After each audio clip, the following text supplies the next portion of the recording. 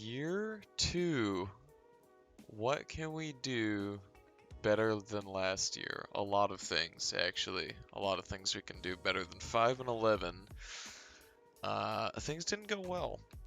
Obviously, we had a pretty trash quarterback, but he got Rookie of the Year somehow. So he's on his path to being a lot better.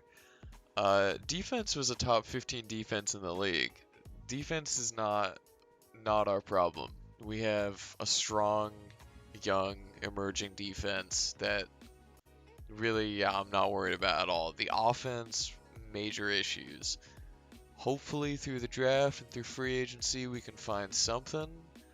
But we need to find some superstar or an X Factor player to get this offense moving. So we had about 24 million in cap space this year to play around with in free agency. Not as much as I would have liked. I gotta be honest, there's not a whole lot we can do here for the offense.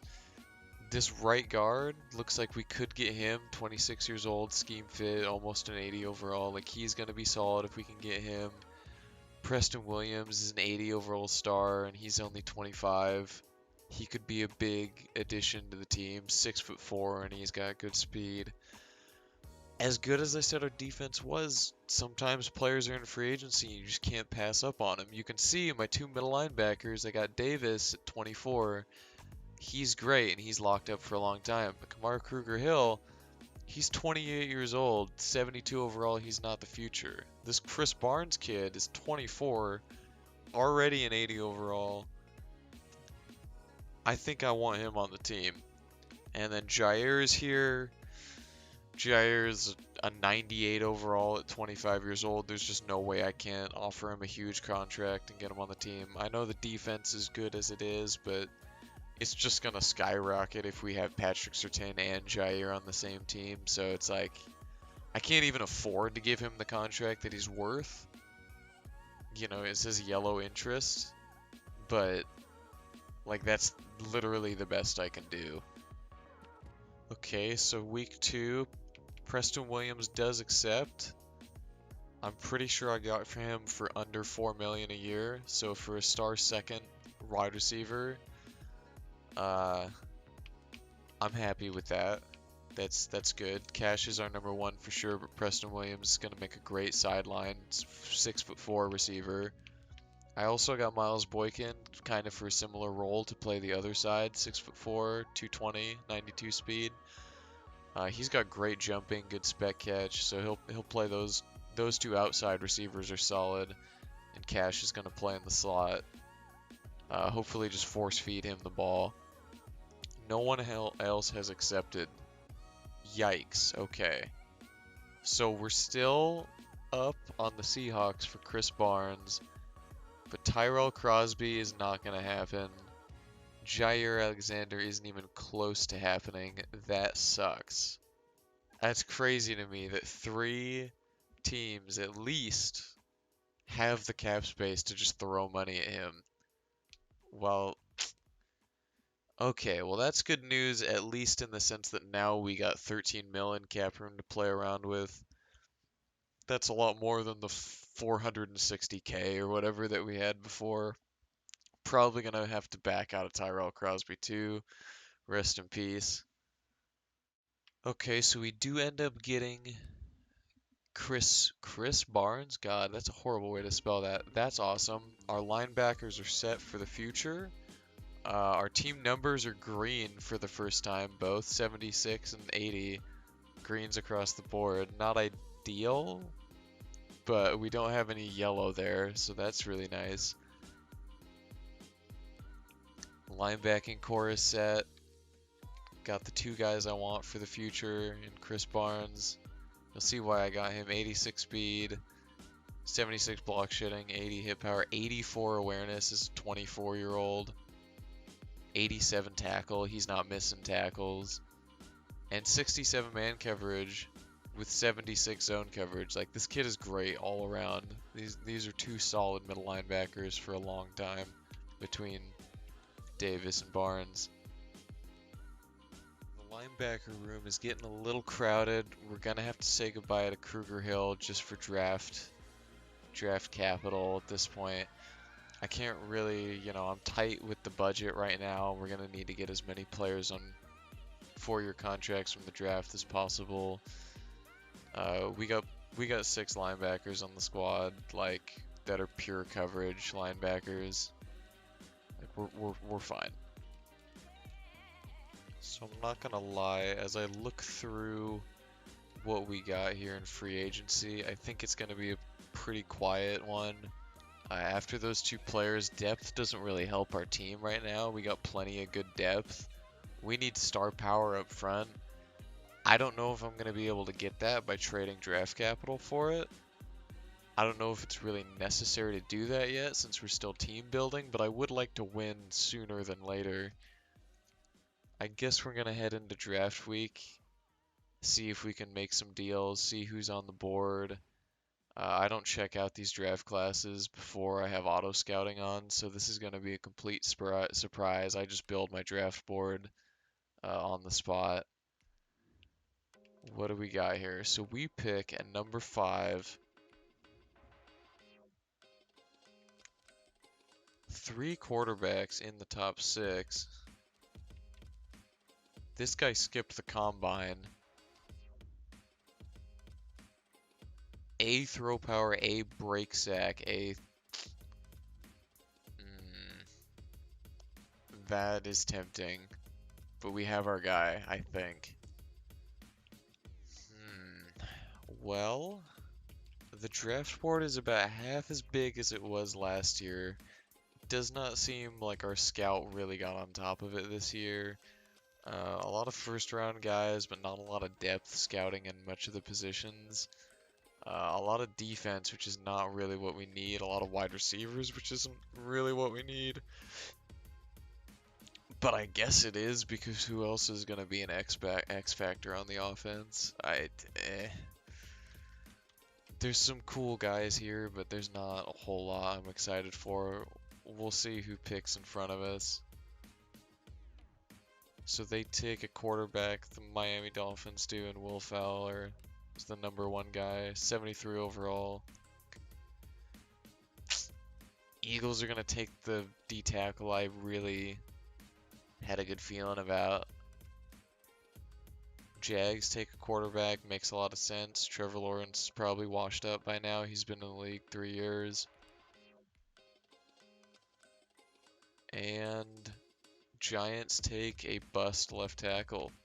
So what is available for us here?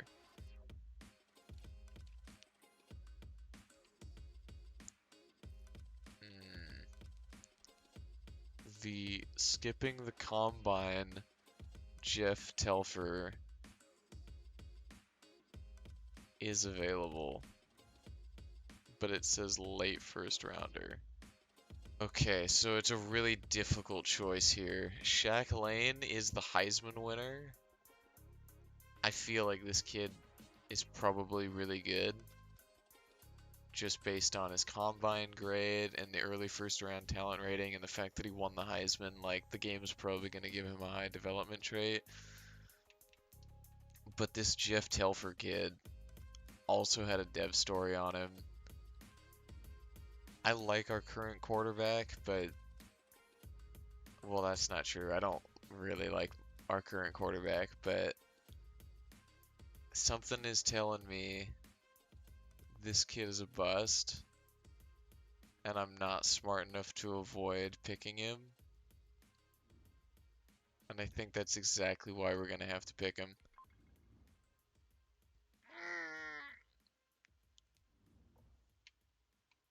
That's sadness and misery. Oh, that's real bad.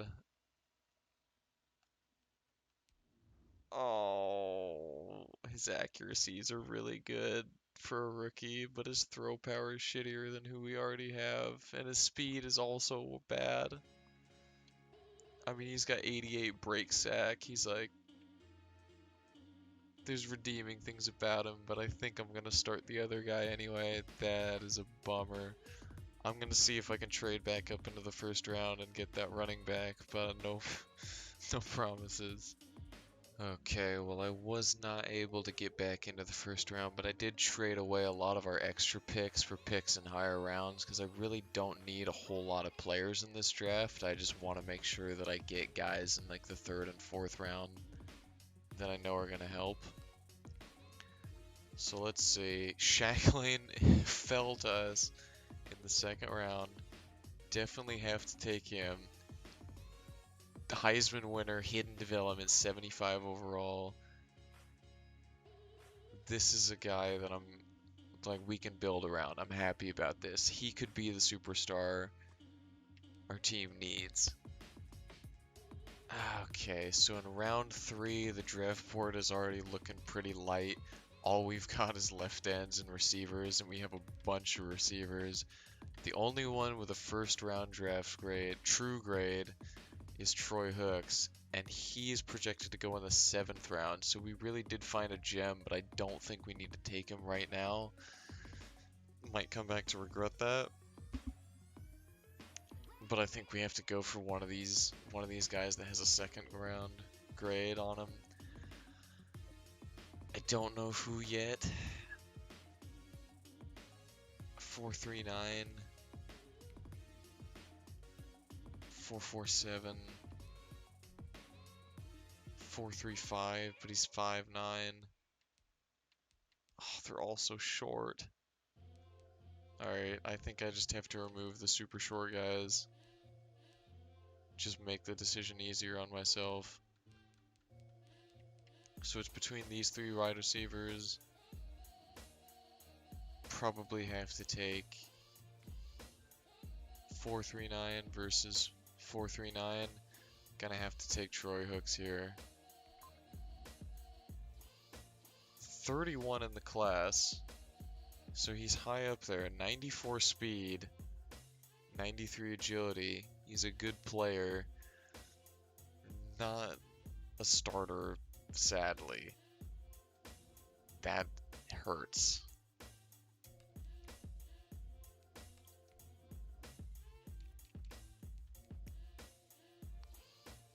Next round 3 pick, gonna be taking Marquise Culliver. Hopefully he can be a player for us. Another great pick, first round talent guy, 77 power moves, 85 acceleration. Not bad, not bad. The draft board is looking really bad at this point. It's only players that we have a lot of depth in already. I mean, this guy's projected to go in the 4th. I guess I gotta take him just on principle. Another good pick, but it's just more depth. We have to go with what we know is for sure going to be at least trade value in Sean Leonard. Please someone be a blow-up player. He's a good pick too, but he's just... there's nothing special about any of these guys. Now I've got 2 picks in the 5th round. This is really going to be where we start throwing darts at the board here. I don't know who we can even go for. We're going to need... who can we even take? David Childress has a really nice combine report. He didn't get a super great combine, and he's projected to go in the 6th round, but he's top of his class and all this stuff, and he's a scheme fit. Okay, not a horrible pick, not horrible. 89 strength too. Okay, this is a good. This is center of the future if we didn't already have one. I might have to move him to a different spot on the field. Maybe he'll play tackle. And this is our last pick of the day. In round 5, Justin Colin. I think I just gotta go with him because I know he's fast and I know he's a 4th round talent in the 5th round. Again, nothing 95 speed. Okay, better than I thought. Not the world's worst draft. If this was our first year draft, I'd be ecstatic, but now we just really need ball players, and all these guys are going to take some time to develop. This is not what we needed. Alright, week 4 of the preseason. Currently we sit at 3-0, having a great preseason. Just had to make 22 cuts. It was probably the hardest thing in my life. We have way too many receivers on this team, but I'm hopeful. We got some new faces on the O-line over here with Banks and Childress. Fully scheme-fitted offensive line. I've got our two 6'4" outside wide receivers and our Anthony Cash or whatever his name is in the slot. Got our new running back, our Heisman Trophy winner running back. Expecting big things out of him. We are going to start the quarterback from last year that won Rookie of the Year, despite us just drafting this guy. It was an impulse draft. No reason to start him early, especially with normal development. On defense, we're actually up to an 80 overall on defense. Middle linebacker is set for the future. Really all of linebacker is just like, I love everyone here, so that's just a really nice core. The whole trenches is completely new. These are all rookies, 21, 22 years old rookies. Excited to see how they play. Corners are set. Returners, I've got the receiver I drafted in like the second or third round returning with the running back behind him.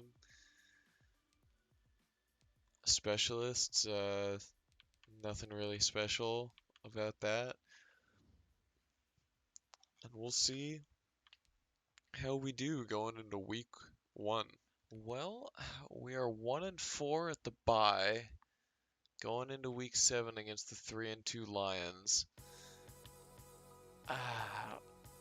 Bottom of the division, the Eagles are figuring out how to play football now. It's not great. Things are not great. Offense has improved league-wide. Defense is fantastic. Shaq Lane, though, seems to be the issue.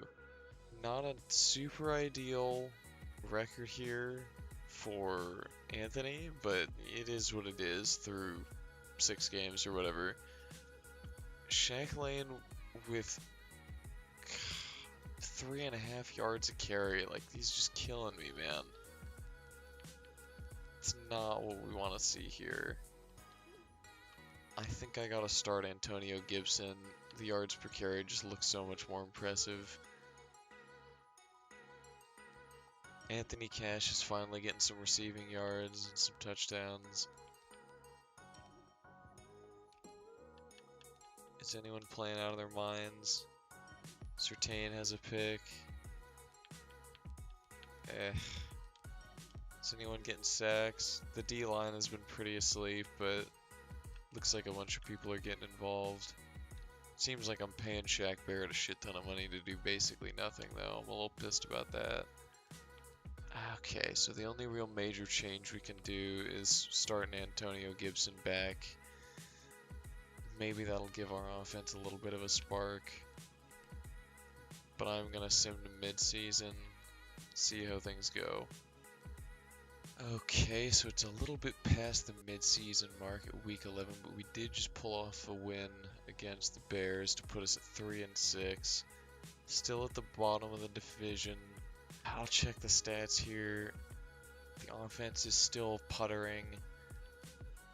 Defense has dropped off a lot, actually, since the start of the season. Sheldon Anthony's throwing a lot of picks. Antonio Gibson's yards per carry stays high, but even as a starter, he hasn't eclipsed Shaq Lane's overall yards yet. That's weird. We're getting pretty much no touchdowns. Anthony Cash has been a bright spot, 7 touchdowns, 550 yards. All the receivers seem to be doing pretty decent. Defensively, no one's really emerging, but Shaq at least has some sacks to his name, so it doesn't feel like he's completely pointless. No one's really blowing up in the interception game either. I think I just gotta keep simming. Hope for a change here. Okay, so with 1 week left on the season, we have to play the 13-2 Interdivision Cowboys as our 5-10 Bisons. Not great. Um, Over the course of one season, the NFC East figured its stuff out, except for us. Um, you'll see on the schedule we actually kind of started to get a little better. Like we traded win loss up until this point. So I made some scheme adjustments and coaching adjustments, and it started to get a little better. So far on the stats, the offense is basically dead last in the NFL, but the defense has gotten better. Sheldon Anthony's kind of picked it up ever so slightly. His rating still kind of hovers about the same. Uh, the rushing has just been god awful through and through. Alan Lazard is actually our top receiver at the moment, so that's how bad our receiving core has deteriorated. Just all around a real bad time. Shaq with 4.5 sacks. Like, yeah, it's just no one is doing anything right now. So just as a send off before the end of the season, I'm going to hop in and play the last game of the season against the Cowboys. Try to get an upset win here. But we're gonna look towards making some big changes in the off season, hopefully, to get this ship righted. Alright, well, their defense marched right down the field and scored in the first. So I think what we're going to do is try to slow this game down and establish the run game if we can. It's a good start.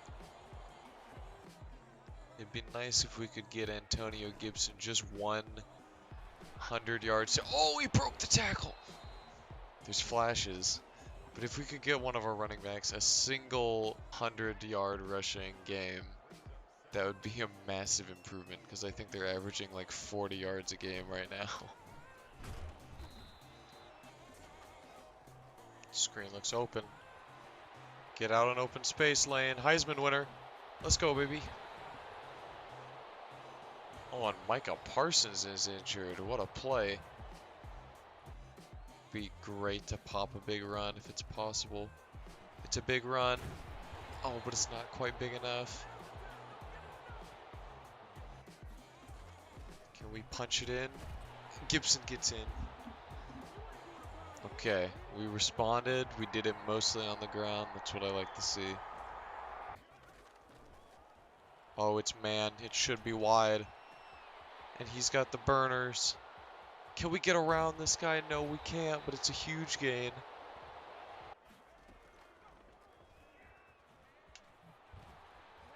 Oh, Anthony's gonna break a tackle, but he fumbles it. Oh, but our lineman gets on top. What's the flag? Illegal block in the back? I think we still get the ball, though. Okay. Could have been a lot worse.